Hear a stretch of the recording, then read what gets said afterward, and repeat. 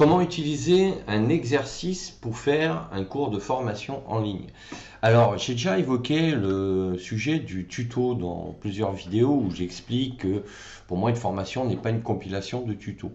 En revanche, le tuto est un très bon exercice, justement. Et ça implique que, au préalable, le formateur, dans sa formation, il a donné tous les tenants et les aboutissants théoriques, tous les principes, les fondamentaux, pour que l'apprenant ait toutes les connaissances pour ensuite réaliser un exercice.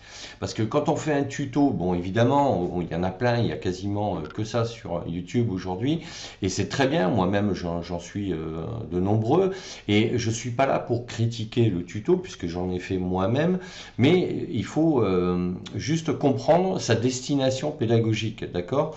Et un tuto, c'est fait pour faire un focus sur, en général, une fonctionnalité bien particulière et bien précise pour un logiciel, par exemple. Donc, pour ça, c'est très bien parce que c'est un peu le mode d'emploi du micro-ondes, hein. On part d'une étape 1 et on arrive à la dernière étape pour savoir comment ça se passe.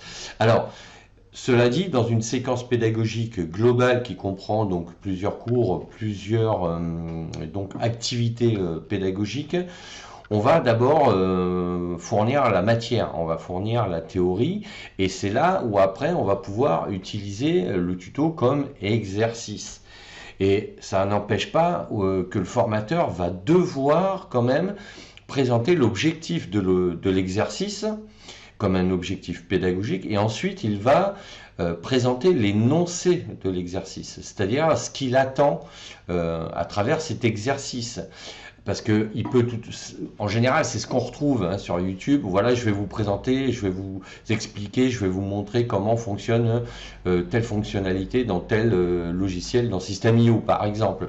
Et on voit souvent dans ces tutos, on commence par présenter la fonctionnalité, puis souvent ça part un peu dans tous les sens, etc., etc. Mais une fois qu'on a suivi le tuto, on ne sait pas ce qu'il faut faire avant et ce qu'il faut faire après. Pardon. Il n'y a pas de continuité pédagogique. Bon, bref. Alors, c'est utile, ça reste quand même utile, mais bon, après, on perd beaucoup de temps pour recouper les informations et les assembler les unes avec les autres.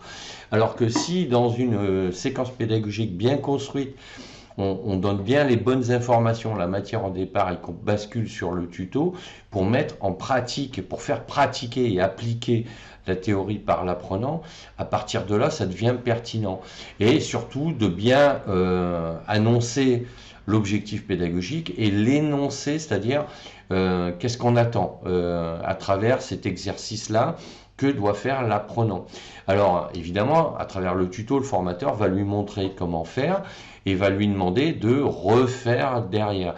Donc par rapport à ça, il va falloir qu'il organise sa formation comme quelque chose de bien cadencé et de bien découpé, puisque dans ce tuto, il n'est pas impossible que celui qui le suit soit obligé de faire pause pour appliquer, etc., etc.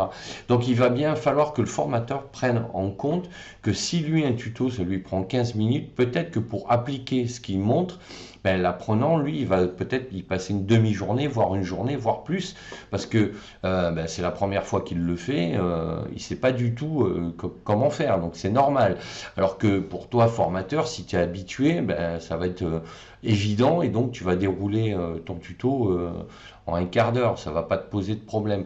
Mais il va bien falloir expliquer étape par étape ce que le stagiaire devra faire et quels sont tous les critères dont il devra tenir compte pour réaliser l'ensemble de l'exercice, même si c'est un tuto. Donc voilà ce que je voulais dire concernant comment utiliser un exercice sous forme de cours, c'est de respecter les fondamentaux pédagogiques, d'annoncer l'objectif pédagogique, de présenter l'énoncé avec les critères et ce que l'on attend de l'apprenant pour que cet exercice soit réussi. Donc n'hésite pas à me laisser un commentaire, à mettre un pouce bleu vers le haut, à t'abonner à la chaîne.